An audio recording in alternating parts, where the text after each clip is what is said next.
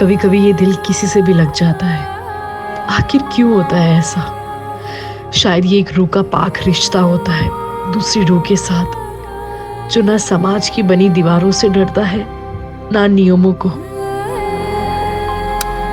लेकिन समाज के बने नियम, पुरानी सोच ऐसी रूहानी रिश्तों को कलंकित कर देती है और आखिर में सब खत्म हो जाता है।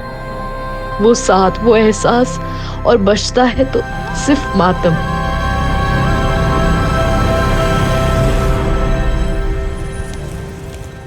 अब्दुल काका। हाँ चांद बेटा। सब तैयारी हो गई है? हाँ चांद बेटा, सारी तैयारियां हो चुकी है। डिनर में किसी भी चीज की कमी नहीं रहनी चाहिए, और हाँ, मीठे में शेर खुरमा जरूर रखिएगा। बस आधे घंटे में शीर खुरमा भी तैयार हो जाएगा। ठीक है। हेलो रुक सर। अब हमसे दूर जा रहे हैं ना, लेकिन याद रखिएगा आप कभी हमसे दूर नहीं रह पाओगे। ये तो तुम्हारी गलत फहमी है। आजकल तो सिर्फ हमें एक ही का ख्याल आता है। चलो हम बाद में बात करते हैं। चांद, सब सेट है? जी अरबाज भाई, सब ठीक है। ये हीना तबस्सुम कहाँ रही? हीना तबस्सुम, और कितना वक्त लगेगा? आ गए भाईजान। कैसी लग रही हूँ?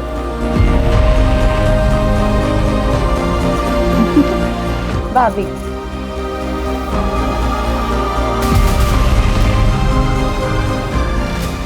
बेगम को तैयार होने के लिए थोड़ा तो वक्त लगेगा ना मियाँ? और कितना वक्त नहीं है? अब हमारी बहन को देखिए, कितना जल्दी तैयार होकर आ गई। एक मिनट, तेरा कॉल है। हेलो। हाँ जोया। तुम जो कर रहे हो ना चांद, इसका नतीजा अच्छा नहीं होगा। तुम्हारे लिए क्या कुछ नहीं किया हमने।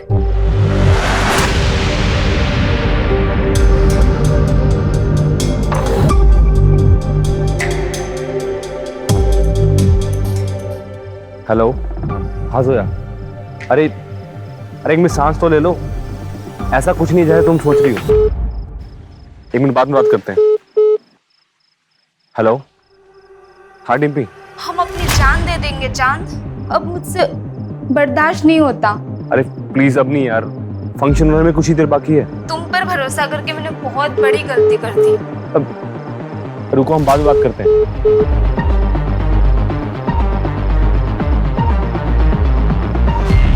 हेलो। क्या कर रहे हो? तैयार तो होगी तो एक फोटो ही भेज दो। अगर हमारे होने वाले शौहर को पता चला तो? प्लीज प्लीज प्लीज जान, एक फोटो। आपको ना थोड़ा इंतजार करना पड़ेगा। अच्छा चलो हम रखते हैं, बारात आने का टाइम हो गया है। ठीक।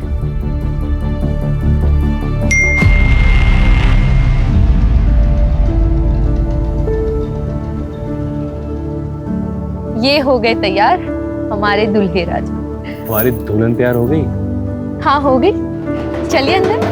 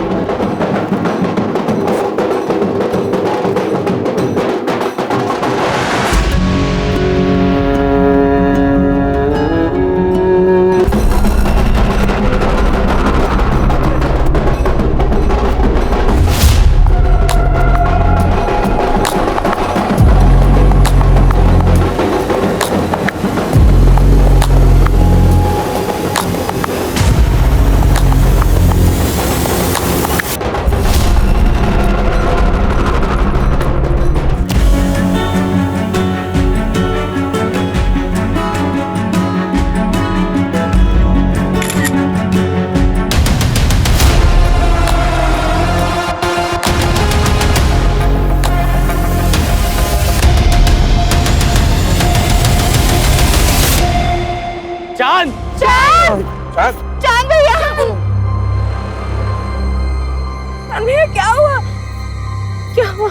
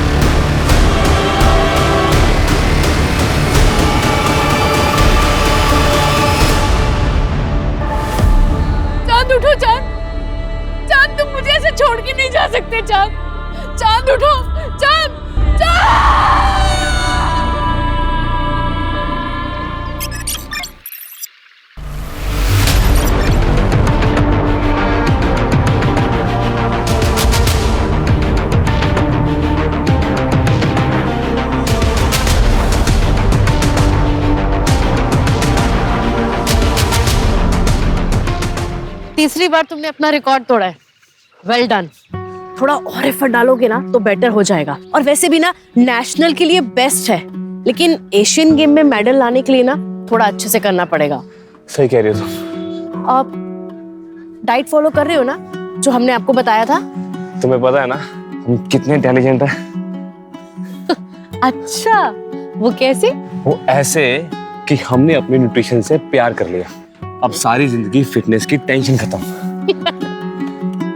अच्छा, लेकिन हम सीरियस हैं। हम चाहते हैं कि आप अपना स्टेमिना बढ़ाओ एशियन गेम के लिए, और बहुत जरूरी है। तुम्हें मेरे स्टेमिना पे शक है तो एक बार हटो।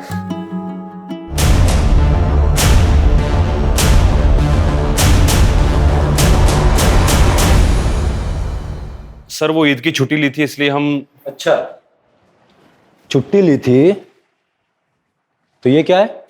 सोशल मीडिया पर ये वीडियो चल रहा है। डीएसपी साहब ने ऑर्डर पर बुलाया तुमको। पुलिस ट्रेनिंग ग्राउंड पर ये सब करोगे? एक मिनट, डीएसपी साहब ने ये वीडियो कैसे देख ली? क्या सारा दिन इंटरनेट पे वो सर्फिंग करते रहते हैं? क्या कहना चाह रहे हैं? देखिए सर, हम सब अच्छे से जानते हैं, अगर आपकी कोई हमारे से प्रॉब्लम है तो खुल के बताइए।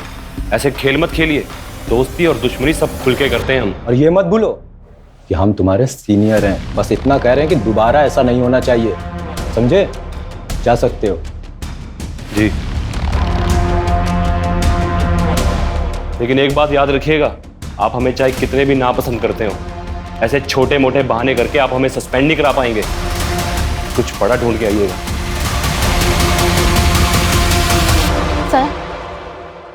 सर, जी क्या हुआ बताइए। हमारा नाम रीना है। हमारे नेशनल कॉलेज के पास एक बार है जहाँ पर कुछ लोग हमेशा नशे की हालत में लड़कियों के साथ छेड़छाड़ करते रहते हैं। उस बार का मालिक भी हमारे साथ बदतमीजी करता है। क्या नाम है बार का? पीएल बार।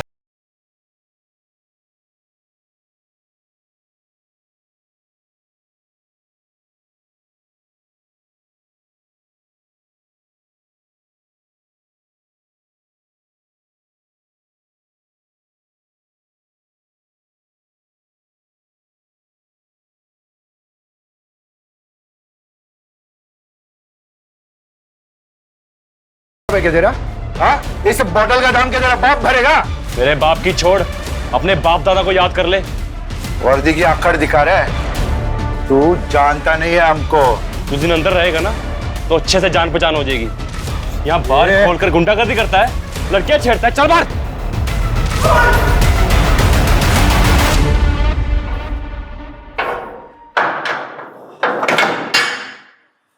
ये सब क्या चांद? कुछ नहीं सर, अपनी ड्यूटी कर रहे हैं। ये आदमी ना कहानी मत सुनाओ मुझे। और ये मत भूलो कि ये जो वर्दी मिली है ना, स्पोर्ट्स कोटा में मिली है तुम्हें। ना तुम्हारे बस की बात नहीं है सब इंस्पेक्टर बनना।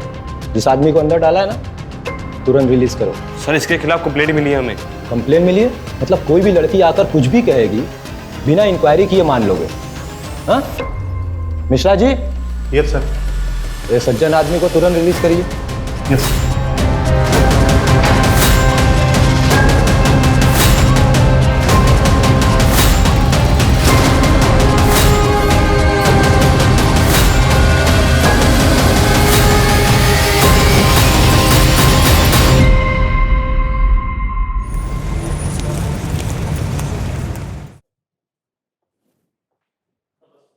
चलिए, निकलिए मेरे घर से। आपकी हिम्मत कैसे हुई यहाँ आने की? हाँ, निकलिए। तबस्सुम, मैंने आपसे कितनी दफा कहा है मुझे नहीं आना है आपके साथ घर वापस। मानते हैं हमसे गलती हुई, लेकिन नाराजगी छोड़ो और हमारे साथ चलो। कब तक ये मायके में पड़ी रहोगी? मतलब वो यहाँ पड़ी नहीं है।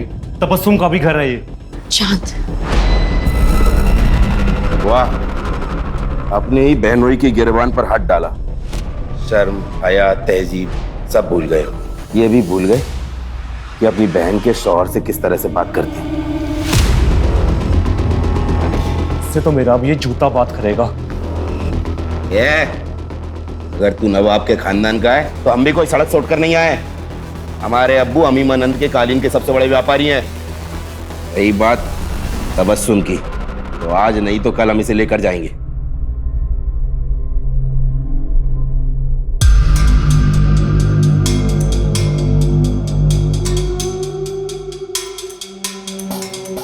क्या है ये सब? तुम्हें इस बात का अंदाजा भी है कि हम नवाबों के खानदान से हैं? हमने ख्वाब में भी नहीं सोचा था कि हमें इस तरह की बेहूदगी देखने को मिलेगी कभी। वो लड़की न तो हमारी कौम की है और ना ही हमारी बराबरी की है। ये रिश्ता तो हरगिज नहीं हो सकता। निकाह तो हम नैना से ही करेंगे। फिर तो हमारी लाश पर से गुजर कर करना होगा तुम्हें ये निकाह। अब्बा, बुरा ना मानिएगा, पर आज दुनिया बहुत आगे बढ़ चुकी है और हमें चांद को अपने फैसले लेने का हक देना चाहिए।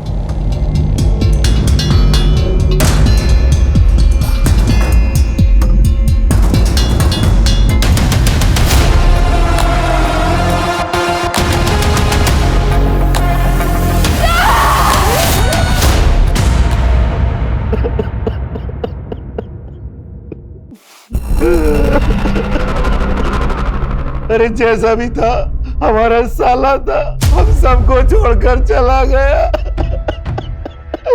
जब तक पोस्टमार्टम नहीं हो जाता हम हमारे भाई को नहीं दफनाएंगे। बस हमें पुलिस में खबर करनी चाहिए। चांद जवान था, सेहतमंद था, स्पोर्ट्समैन था। उसको कैसे हार्ट अटैक हो सकता है? मुझे यकीन नहीं हो रहा। क्या चाहते हो तुम? अपने बेटे को दफनाने से पहले हम उसके जिस्म के टुकड़े टुकड़े कर दें। डॉक्टर ने डेथ सर्टिफिकेट दे दिया है, अब किसी पोस्टमार्टम की कोई जरूरत नहीं। चलो जनाजे की तैयारी शुरू करो।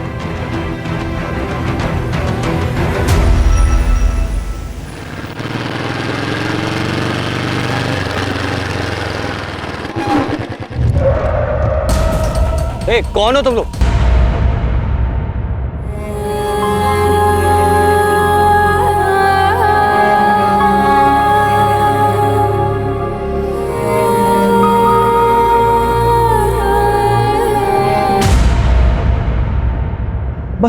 चांद को ऐसे कैसे हार्ट अटैक आ सकता है? चांद जवान था, सेहतमंद था, स्पोर्ट्समैन था। चांद को हार्ट अटैक हो ही नहीं सकता।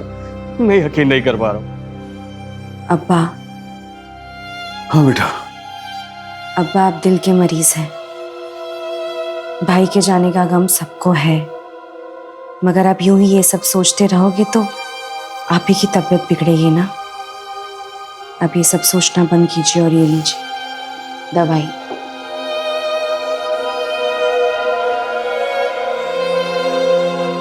आपको आपकी तबीयत का ख्याल रखना है।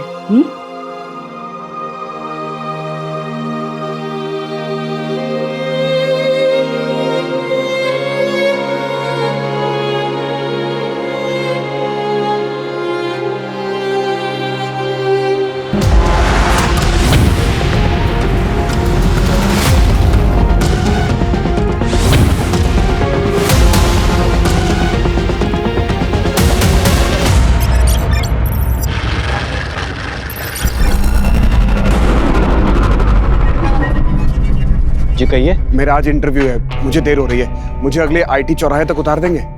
आइए बैठिए।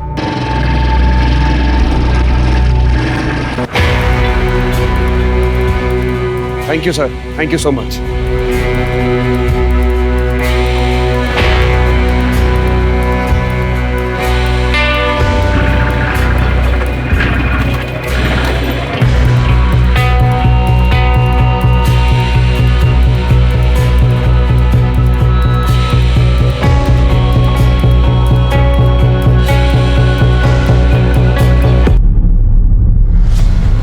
जल्दी आओ, यहाँ कोई गिर पड़ा है। भाई साहब क्या हुआ आपको? उस आदमी ने कुछ चुभाया। कौन आदमी? क्या हो गया इसको? ये बोल रहा है किसी ने कुछ चुभोया है इसे। ऐसे मुंह देखता रहेगा, इसको अस्पताल भी लेके चले। डॉक्टर डॉक्टर डॉक्टर, देखो ना इसे क्या हो गया।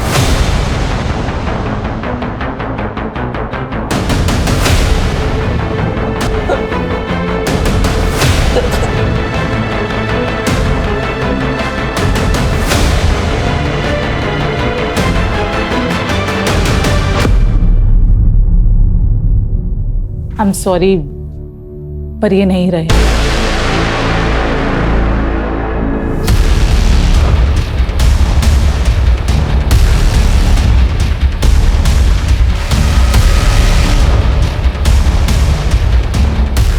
इनको किसने बुलाया? मैंने बुलाया सर, मुझे केस हार्ट अटैक का नहीं लगता है। Hello doctor. Hello inspector. Doctor Divya ने हमें फोन पे बताया था कि इनके कंधे पे कोई पिन चुभोने का मार्क है। जी, यहाँ पर। कौन लेके आया इनको? हमारे खेत के पास बेहोश था तो हम ले आए। सर, ये इनका वॉलेट है।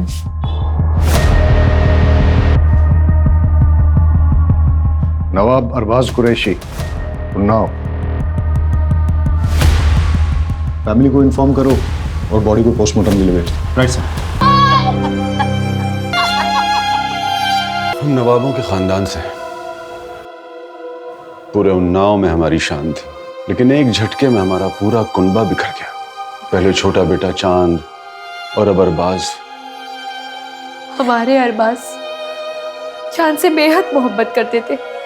उन्हें यकीन ही नहीं हो रहा था कि चांद को हार्ट अटैक कैसे आ सकता है। अरबाज को ऐसा क्यों लगता था कि चांद की मौत हार्ट अटैक से नहीं हुई है? शायद वो अपने भाई की मौत के सदमे में था। उसकी किसी के साथ कोई लड़ाई हुई थी या दुश्मनी थी? नहीं। मैं बड़े भाई अरबाज के बारे में पूछ रहा था। जी नहीं थी। वो लखनऊ में क्या कर रहा था? उन्नाव में हमारी सीमेंट की फैक्ट्री है और लखनऊ में उनके क्लाइंट्स। शायद उसी सिलसिले में आया होगा। इंस्पेक्टर साहब, हमको लगता है कि हमारे अरबाज का जरूर कोई दुश्मन होगा, क्योंकि जब कुछ दिन पहले वो घर पे आए थे ना, तो किसी ने उन्हें बहुत मारा था। सर, जब अरबाज पर अटैक हुआ था उसी समय मैंने उससे कहा था कि पुलिस स्टेशन में आकर एक FIR कराने के लिए। सुना है नवाब साहब कि आपके ऊपर किसी ने हमला कर दिया। आप ना पुलिस स्टेशन आ जाइए और आकर एक FIR लिखवा दीजिए। लेकिन वो आया ही नहीं। बेचारा अपने भाई चांद गिरा हार्ट अटैक से। चांद एक नेशनल लेवल एथलीट था, सब इंस्पेक्टर था और उसकी फैमिली बोल रही थी कि एकदम फिट था। अब उसका इस तरह हार्ट अटैक से मरना कुछ समझ में नहीं आ रहा है। आजकल तो लोग जिम में एक्सरसाइज करते करते बेवजह मर जाते हैं हार्ट अटैक से। आप ही हैं नवाब साहब के फैमिली डॉक्टर? जी हाँ। आप यकीन से कह सकते हैं कि चांद की मौत हार्ट अटैक से हुई थी? नवाब साहब के घराने की फैमिली हिस्ट्री में दिल की बीमारी है। चांद, अरबाज, उससे पहले उनकी माँ भी 2 साल पहले हार्ट अटैक से मरी थी। ठीक है, आप जा सकते हैं। ठीक है। अर्जुन साहब, चांद के पोस्टमार्टम के साथ साथ उसका टॉक्सिकोलॉजी टेस्ट भी करवा और पता करो ये अरबाज के साथ 2 भाइयों की मौत, वो भी एक के बाद एक, और अरबाज के साथ मौत के पहले मारपीट भी हुई थी। वो ना हो इसमें कोई दुश्मनी का एंगल जरूर है। अब सवाल ये उठता है कि दुश्मन घर के बाहर है या अंदर। अरे कूद जा लल्ले, कुछ नहीं है। नहीं अनु, मैं नहीं कूदूंगा। अरे तुम्हारी ऐसी की तैसी। नहीं अनु, मत।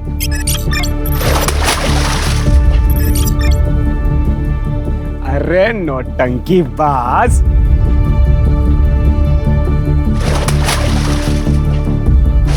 अनु, कुछ हो जाता तो। हो गई नौटंकी, कमर तक तो पानी नहीं है तुम्हारे। नौटंकी बाज।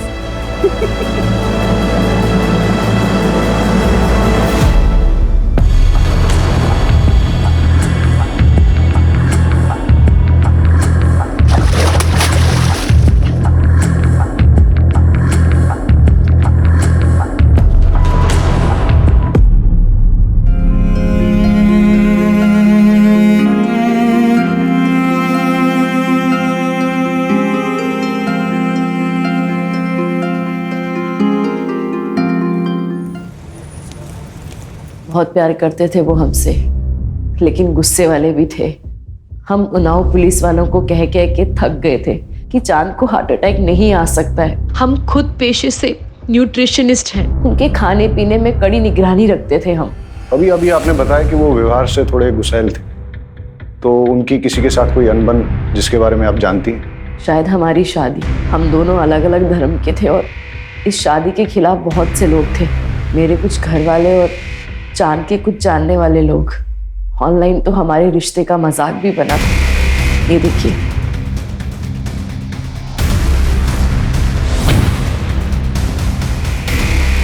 ये वीडियो सबसे पहले किस IP एड्रेस से अपलोड हुई, किसने भेजी और किस किस को भेजी, सारी डिटेल्स निकालो। जी सर, और मैंने उस चौक पे भी पता करने के लिए कह दिया है जहां अरबाज के साथ। CCTV फुटेजेस भी मंगवा ली है, शायद वहां से कोई क्लू मिल जाए। सर, ये अरबाज की पोस्टमार्टम रिपोर्ट है। ठीक, जाओ। ओके। सर पोस्टमार्टम रिपोर्ट के हिसाब से अरबाज की मौत हेवी पॉइजनिंग की वजह से हुई। ये भी लिखा है कि अगर ज़्यादा मात्रा में लिया गया हो तो महज कुछ ही मिनटों में उस इंसान की मौत हो सकती है। पता करो ये जहर कहाँ से प्रोक्योर किया जा सकता है। और हाँ, अगर अरबाज की मौत जहर देने से हुई है तो हो सकता है कि चांद को भी ऐसे ही मारा गया। अर्जुन, चांद हमारे डिपार्टमेंट का ऑफिसर था, उसके कातिलों को छोड़ेंगे नहीं। लेकिन सर हम पता कैसे करेंगे? चांद का पोस्टमार्टम नहीं हुआ था, उसकी बॉडी को दफना दिया गया था। कोर्ट से उसकी बॉडी को निकालने का परमिशन लेते हैं, उसे इंसाफ दिलाने का यही एक तरीका है। सब अनु मुझे माफ कर दे अनु। माफ कर दे? क्या है तूने? मेरी एक गलती की वजह से हमारी दोस्ती टूट गई। वो इतनी छोटी सी बात के लिए लल्ले तू हमारे बचपन का प्यार, बचपन की दोस्ती सब भूल जाएगा? बेवकूफ इंसान, इधर आ।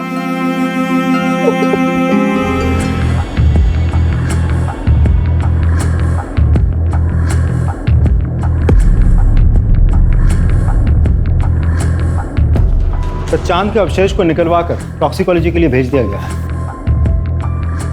हमारी फोर्स का होनहार ऑफिसर था, फिर भी मरने के बाद भी उसे चैन नहीं मिला। इंस्पेक्टर राकेश के साथ चांद की कुछ प्रॉब्लम चल रही थी। अपने राकेश साहब जो है ना, बड़े साहब, खाने पिलाने वाले आदमी थे, और चांद साहब एकदम सीधे साधे। उनके बीच में कुछ तो झगड़ा चल रहा था। सुन, जो फाइल के पन्ने पलट रहा है ना, बंद कर दे, और जो कर रहा है ना वो भी करना बंद कर। हम क्या कर रहे हैं सर? सस्पेंड करा देंगे तुझे। नहीं करा पाएंगे सर। आखिर उड़ते हुए तीर को कौन न्योता देता है? चांद और उसके बड़े भाई अरबाज दोनों ही जुगनू और तबस्सुम की तलाक करवाने के पीछे पड़े थे। इससे तो मेरा अब ये जूता बात करेगा, क्योंकि वो दोनों जुगनू को पसंद नहीं करते थे। क्या प्रॉब्लम थी जुगनू के साथ? जुगनू ने झूठ बोल के शादी की थी। न वो नवाब है और ना ही पैसे वाला। दिन भर आवारागर्दी करता रहता है, अयाशी करता रहता है। पता करो ये जुगनू कहाँ टिमटिमाता है। Right sir.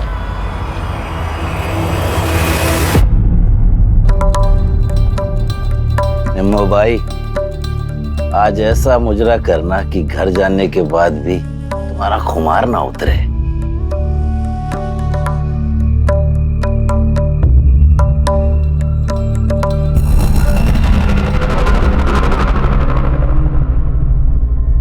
यहाँ तो ताला लगा हुआ है। नजाकत ने लूटा शराफत। पुलिस हमारे घर? चल अंदर बैठ। अरे ये क्या बदतमीजी है? चल।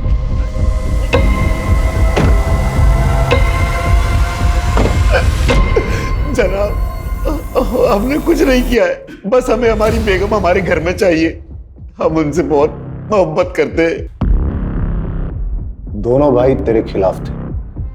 चांद जो कि पुलिस ऑफिसर था, पहले तूने उसको मार दिया, और साथ ही साथ नवाब साहब की प्रॉपर्टी का एक हकदार कम कर दिया। और फिर मौका मिलने पर उसके बड़े भाई अरबाज को भी रास्ते से हटा दिया तूने। तो तेरा तलाक भी नहीं हो सकता तबस्सुम से। अब तू जिंदगी भर नवाब की हवेली में थोड़ी शराब, थोड़ी कबाब, थोड़ी उर्दू, थोड़ी नमाज़त नहीं करता रहेगा। लाहौल में लकूवत, हम उनका खून कैसे कर सकते हैं साहब? तो चांद की पोस्टमार्टम रिपोर्ट आ गई है। उसे भी वही जहर दिया गया है जो अरबाज को दिया गया था। दोनों भाइयों की मौत से सबसे ज्यादा फायदा किसको हो सकता है?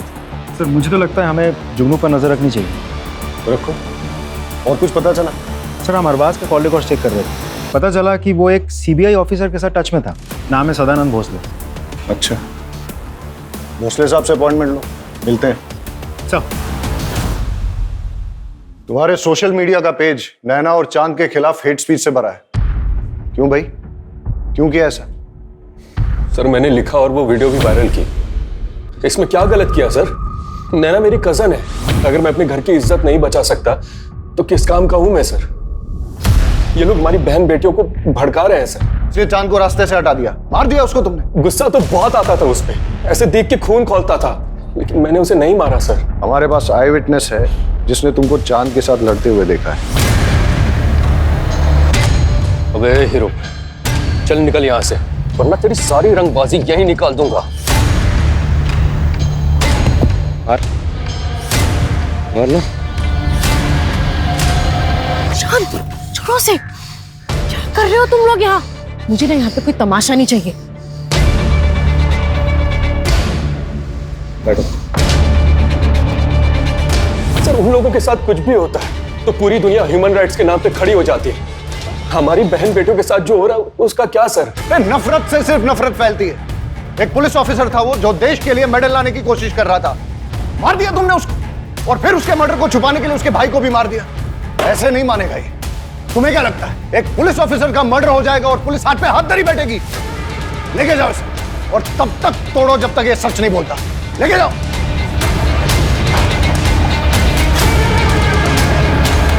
सर, खबरों से पता चला है कि अरबाज के मौत से पहले वो बबलू के आदमियों ने की थी। उठा के लाओ बबलू को। साहब हमने यार बस आपको मारा था साहब, लेकिन उसने हमें पैसे दिए थे साहब मारने के। उसने किसने? जुगनू मियां ने साहब। अरबाज को पिटवाया तूने? साहब मैं बहुत गुस्से में था साहब। जब मैं चांद के जनाजे में गया तो अरबाज ने मेरे साथ बदतमीजी की। या अल्लाह, हमारे भाई की जान के बदले हमें उठा लिया होता। बस कर ये नाटक। हमारे भाई के जनाजे पे बैठ के ये घड़ियाली आंसू मत बहा। यहाँ पे निकल जाए, यहाँ से निकल, उठ और चला जाए यहाँ से। मुझे धक्के मारकर हवेली के बाहर निकाल दिया। बस इसी बात पे गुस्सा था, लेकिन इसका मतलब ये तो नहीं कि मैंने किसी को मारा है। एक पुलिस ऑफिसर का मर्डर हुआ है, इसे डंडे मार के तब तक मुजरा करवाओ जब तक ये सच नहीं बोलता। लेके जाओ। साहब sir, CBI officer Sadanand Bhosle के साथ मीटिंग फिक्स हो गई है।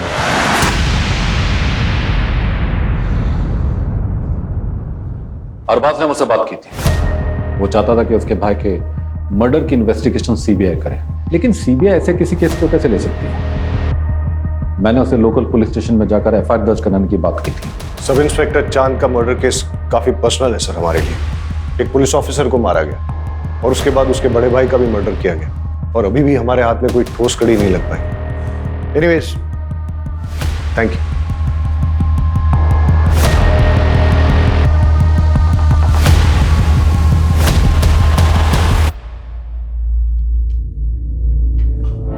अवस्थी साहब, थोड़ा ध्यान रखिएगा। उस मर्डर केस की पुलिस जोर शोर से जांच कर रही है, कहीं बुझती हुई चिंगारी सुलगती हुई आग ना बन जाए। केस के लिए जरूरी है इसलिए तुमसे पूछ रहा हूं, क्या तुम्हारे और चांद के बीच में फिजिकल रिलेशंस थे? नहीं सर, हमने डिसाइड किया था कि जो करेंगे शादी के बाद करेंगे। लेकिन आप ये सवाल क्यों पूछ रहे हो? इससे उसकी मौत का क्या वास्ता है? जांच में हमें यह पता चला है कि चांद उन्नाव के बाहर एक केमिस्ट से रेगुलर तौर पे सेक्सुअल परफॉर्मेंस की दवाइयां खरीदता था।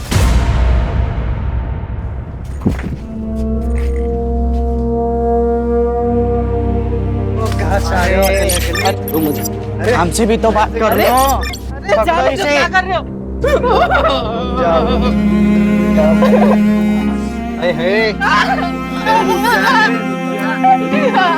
अरे तो पहनना भूल ही गए, इधर आओ। अरे इधर आओ।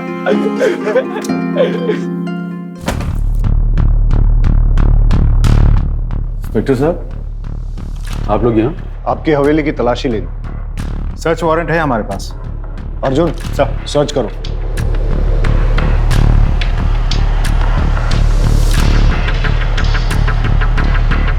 और कितनी तकलीफें पहुंचाएंगे हम? जाइए यहाँ से, अकेला छोड़ दीजिए हम सब। बंद कीजिए ये सब। आपके दोनों बेटों की हत्या हुई है और आप चाहते हैं कि हम इन्वेस्टिगेशन बंद कर दें?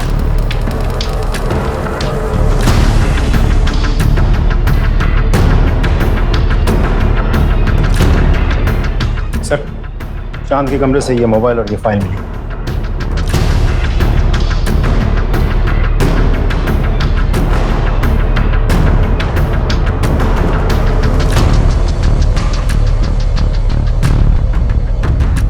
इंस्पेक्टर राकेश अवस्थी से मिलना पड़ेगा। आपका चांद के साथ कोई प्रॉब्लम चल रहा था तो आपने उसे मरवा दिया, और फिर इस मर्डर को छुपाने के लिए चांद के बड़े भाई अरबाज को भी मरवा दिया। ये सब बकवास और बेकार की बातें हैं। ये डॉक्यूमेंट्स देखिए।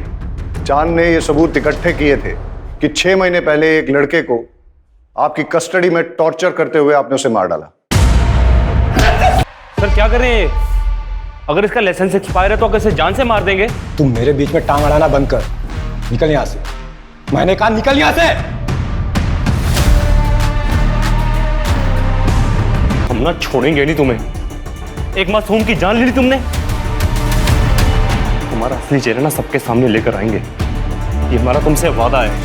हम आपसे बहुत इज्जत से पेश आ रहे हैं, तो ये मत भूलिएगा कि हम आपके बराबर के ऑफिसर हैं। सीमा लांगी या लांगने की कोशिश की तो बात डीएसपी तक जाएगी।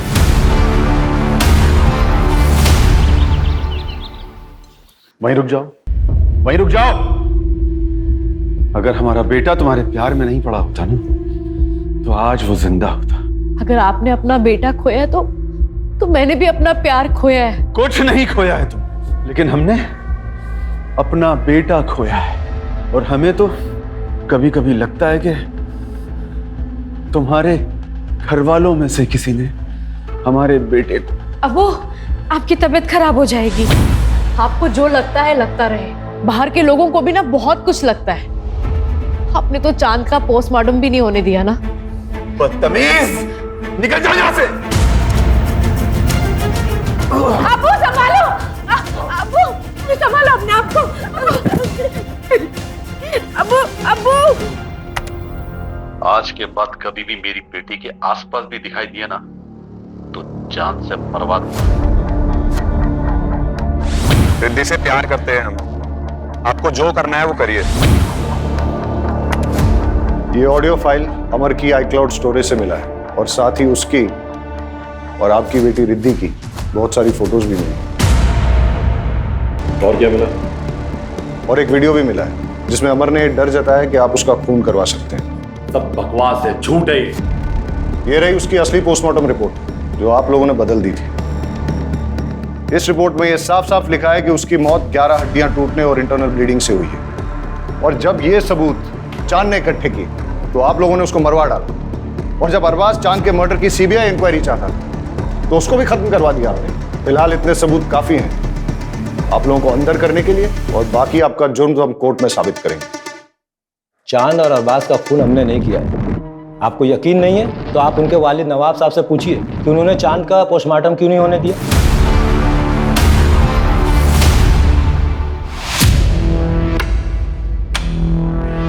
कैसे हैं इकबाल साहब? ठीक है। अभी हमें जब पता चला कि इकबाल साहब को हॉस्पिटल लेके आए तो हमने सोचा कहीं इनके साथ भी ऐसा ही तो नहीं हुआ जैसा इनके बेटों के साथ। नहीं सर, नवाब साहब को सिर्फ दिल की बीमारी है। नहीं, उनकी जो लेटेस्ट रिपोर्ट्स आई है उसके हिसाब से लग रहा है कि बहुत दिनों से उन्होंने अपनी दवाई नहीं ली। मगर अब्बा तो उनकी दवाई हमेशा वक्त पर लेते थे और हम हमेशा उनकी दवाई अपने साथ ही कैरी करते थे।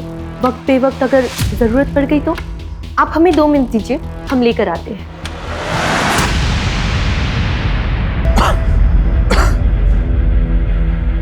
नवाब साहब, एक बात हमारी समझ में नहीं आई, आपने अपने छोटे बेटे चांद की बॉडी का पोस्टमार्टम क्यों नहीं होने दिया? बचपन से जिसे दिल से लगाकर पाला, पोसा, बड़ा किया, उसके टुकड़े कैसे होने देते? ये रही दवाई। ले दीजिए मुझे।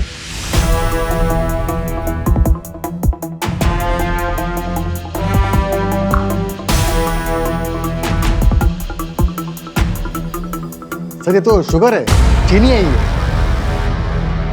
कौन देता था इन्हें दवाई?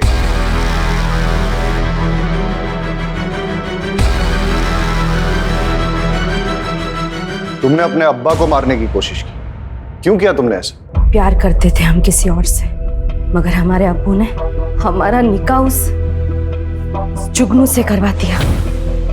नवाबी चोला ओढ़ एक जालिम और जिद्दी इंसान है मेरे अब्बू। और तुम्हारे भाई? उन्होंने भी नहीं रोका इंस्पेक्टर साहब मेरे अब्बू को। चांद भैया ने खुद के निकाह के वक्त तो किसी की भी नहीं सुनी, मगर मेरे निकाह के वक्त उनके मुंह में दही जम गया था। नफरत हो गई थी हमें उन सब से। अच्छा हुआ दोनों मर गए, काश मेरे अब्बू भी मर जाते।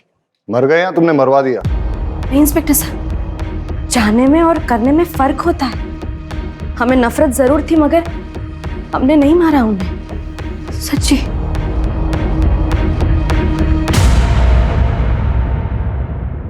चांद और अरबाज के केस में इतने सारे सस्पेक्ट्स हैं, सनी, जुगनू, इंस्पेक्टर अवस्थी, इकबाल कुरैशी, तबस्सुम, हीना, कोई भी हो सकता है।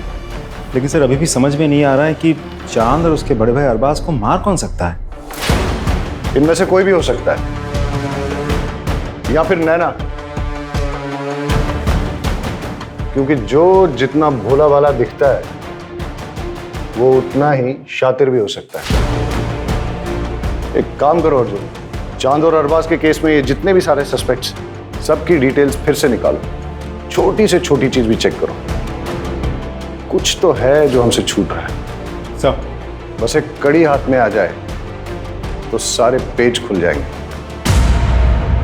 सर बाकी सब तो क्लीन है, लेकिन एक इंटरेस्टिंग बात सामने आई है। पिछले 2 साल में हिना ने अपने बैंक अकाउंट से कोई ट्रांजैक्शन नहीं किया था, लेकिन अरबाज के मौत से 2 दिन पहले हिना के पिता ने उसके अकाउंट में 10 लाख रुपए ट्रांसफर किए थे, और अरबाज के मौत के 10 दिन बाद हिना ने वही 10 लाख रुपए कैश में विड्रॉ किए थे। जी, हमने डाले थे पैसे। हिना को पैसों की जरूरत थी। अरबाज के बिजनेस में काफी नुकसान हो गया है, इसीलिए कुछ पैसे की जरूरत थी। कितने पैसे बेटा? करीबन 50 लाख के आसपास। आपने वो 50 लाख रुपए शौहर को बचाने के लिए इस्तेमाल किए या शौहर को प्रॉब्लम में डालने के लिए? मतलब अरबाज के मरने के 10 दिन के बाद आपने वो सारे पैसे निकाल लिए कैश में, क्यों और किस लिए? घर में जरूरत थी इसलिए। हमने नवाब साहब से भी बात की और तबस्सुम से भी। आपने घर पे न तो वो पैसे किसी को दिए हैं और ना ही घर के खर्च के लिए इस्तेमाल किए हैं। कहाँ इस्तेमाल किए वो 50 लाख? सुना है आपने अपने पर्सनल क्लिनिक के लिए नए इक्विपमेंट खरीदे। हाँ तो सर, इसमें क्या क्राइम हो गया? ये क्राइम तो नहीं है, लेकिन ये 50 लाख रुपए आपके पास आए कहाँ से? मेरे पैसे हैं, मैंने जमा किए थे। चलिए वो छोड़िए, ये बताइए, आप तो लखनऊ में प्रैक्टिस करते हैं, तो फिर आप जिस दिन चांद की मौत हुई उस दिन उन्नाव में क्या कर रहे थे?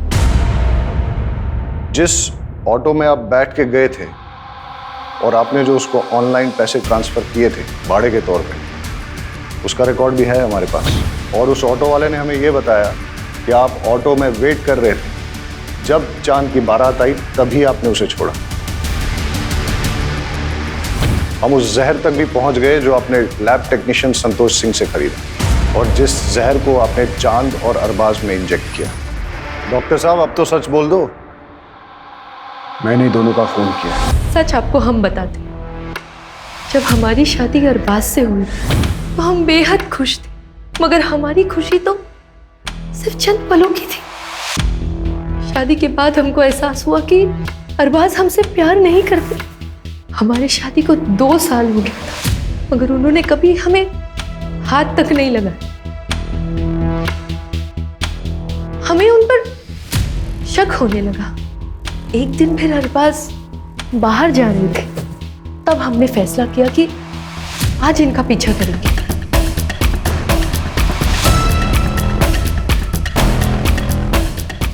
अरे लल्ले, आज तुम हमसे मिलने आए हो?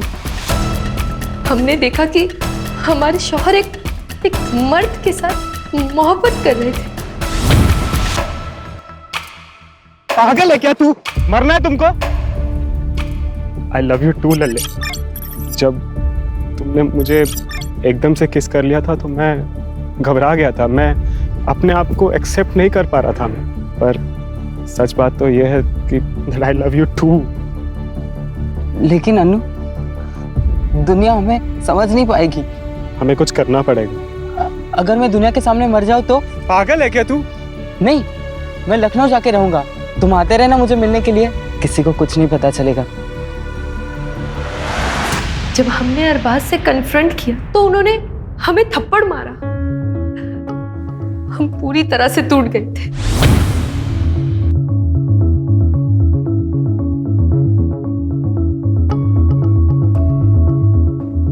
क्या हुआ भाभी? आप रो क्यों रही हैं? तुम्हारे भाई हमसे नहीं बल्कि एक मर्द से मोहब्बत करते हैं। अरे हमको समझ में नहीं आ कि हम करें तो क्या करें। अभी आप रोइए मत। हम बेहद खुश थे। भले ही हम दोनों के बीच में एक छोटा सा रिश्ता बना हो, मगर हमने चांद से मोहब्बत की थी और उसने फिर शादी करने का फैसला ले लिया। ये तुम क्या कह रहे हो चांद? हम तुमसे प्यार करते, तुम ये नहीं कर सकते। हमें छोड़ के तुम किसी और से शादी नहीं कर सकते। हम आपसे प्यार नहीं करते, वो बस एक हमारी गलती थी। हम नैना से प्यार करते और भैया को हम और दगा नहीं दे सकते। ये आपका नसीब है।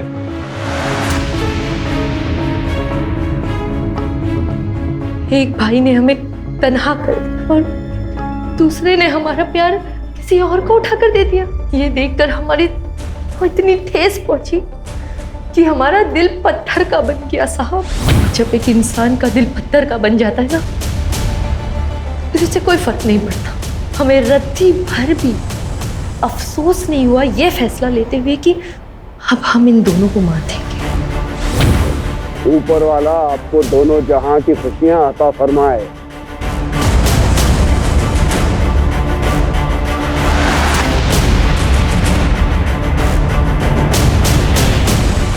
अरबाज को उसके भाई के खून के बाद तड़पते हुए देख के बहुत खुशी हो रही थी हमें, मगर अरबाज के सर पर तो अपने भाई की मर्डर की इंक्वायरी करने का भूत सवार हो गया।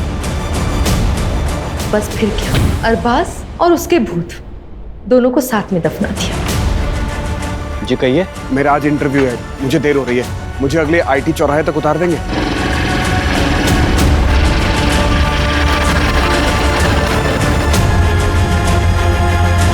हाँ, बस यही रोक दीजिए। Thank you sir, thank you so much. मैं उस दिन जानबूझकर हॉस्पिटल देर से पहुंचा। अगर हॉस्पिटल में मेरी आरएमओ डॉक्टर दिव्या ने अरबाज की मौत भी हार्ट अटैक की साबित होती। मासूमों का बहाया हुआ खून कभी भी खामोश नहीं रहता। एक एक खून की बूंद गवाही देती है। अब जिंदगी भर जेल की चारदीवारी के बीच बैठकर सोचना किसका गुनाह बढ़ा।